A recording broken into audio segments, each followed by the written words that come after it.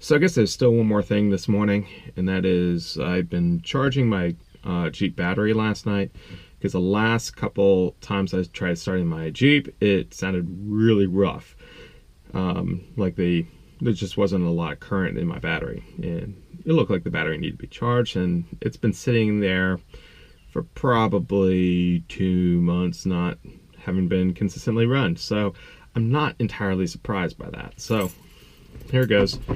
Just gonna start it with the new battery all charged up.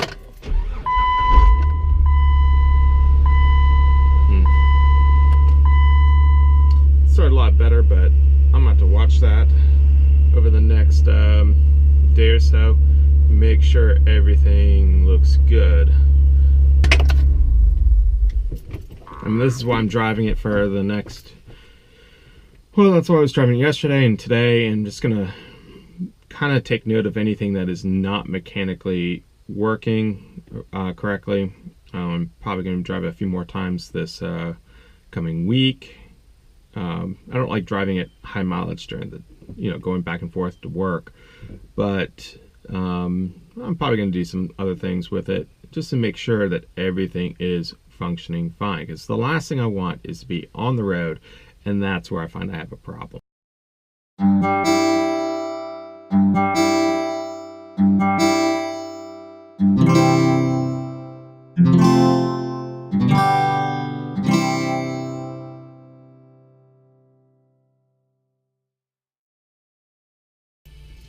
So I haven't done a very good job in the past in trying to explain the issues that I'm trying to troubleshoot and resolve. So today I'm hoping that I can actually demonstrate if it's going to do it for me. So we'll see, because it's kind of an imminent issue. Here we are. Oh, that sounded normal. Let's see. Let's try a couple times. There we go. Delayed start. Let's get close to the key. That should be good. There we go. No ignition. Try again. No, nothing. Nothing.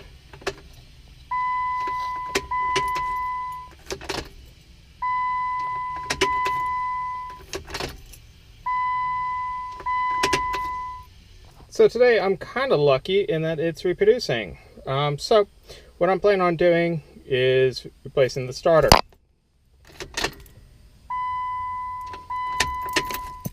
Because I've already replaced the battery. Back earlier, about 2 months ago, I charged the battery, and that's all good. So at this point, I know the electrical system, at least when it's regarding the battery, is good. And what's interesting is that I don't have dim lights or anything like that. That is characteristic of a battery going bad, or if you don't have enough cranking juice.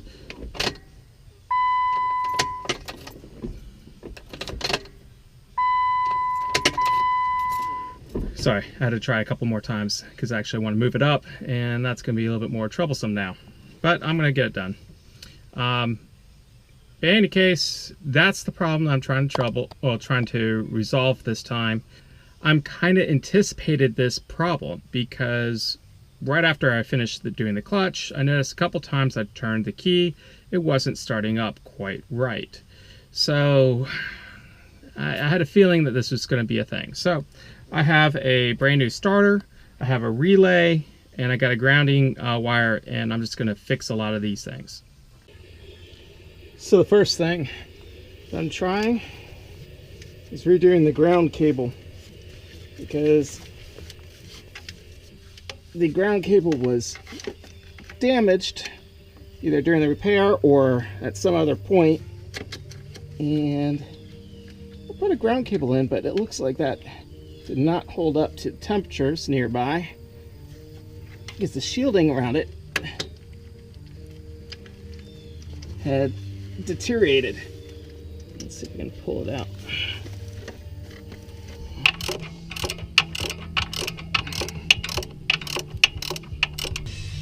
The nice thing about Jeeps, especially if you put a lift on it, is that it's easy to work on. Like, I didn't have to jack this up or anything like that.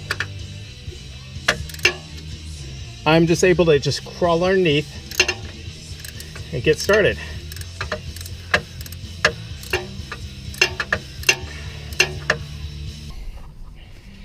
All right, you can see here, this is the starter, and it's got pretty good accessibility actually.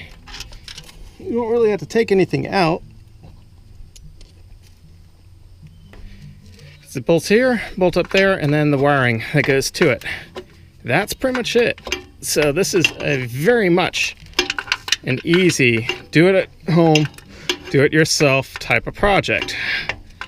So if your Jeep's not starting, at least if you have a Wrangler, this is not a bad repair. All right, so here's the starter, and what I wanted to show you, when I took it out, this piece basically broke off, and you can see here, there's a giant hole there. I don't know if this